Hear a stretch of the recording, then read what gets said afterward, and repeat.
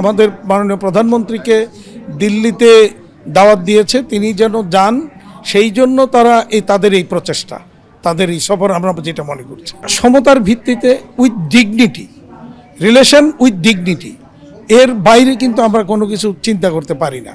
আমরা যেটা মনে করি এই অনুষ্ঠানটা আমাদের মধ্যে যে বন্ডিংয়ে একটা যে প্রভাব তৈরি করেছে, সেই বন্ডিংটাকে আবার পুনরায় এটাকে ঠিক করার মতো একটা এই ভিজিটটা আমার মনে হয় কিছুটা কাজ করবে। One parcel, more ways to send. Pathao parcel has expanded. Explore the new parcel.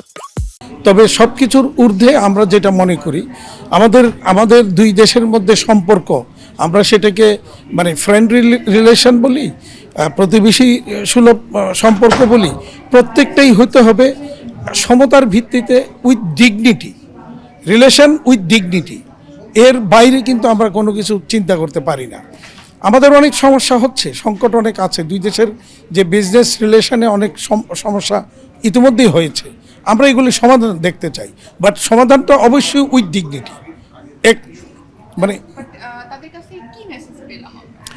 তাদের কাছ থেকে যে মেসেজ পেলাম সেটাকে আমরা যেটা দেখতে পাচ্ছি যে তারা যে কোনোভাবেই হোক সম্পর্কটা ডেভেলপ করতে চায়, যেই সম্পর্কটা একটা পর্যায়ে গিয়েছে সেটাকে ডেভেলপ করতে চায়।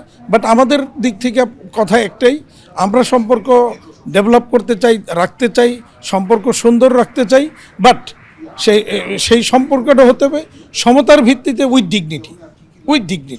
না, তারা সেই সম্পর্কটাকে মানে দিল্লিতে আমাদের মাননীয় প্রধানমন্ত্রীকে দিল্লিতে দাওয়াত দিয়েছে, তিনি যেন যান, সেই জন্য তারা তাদের এই প্রচেষ্টা, তাদের এই সফর আমরা যেটা মনে করছি।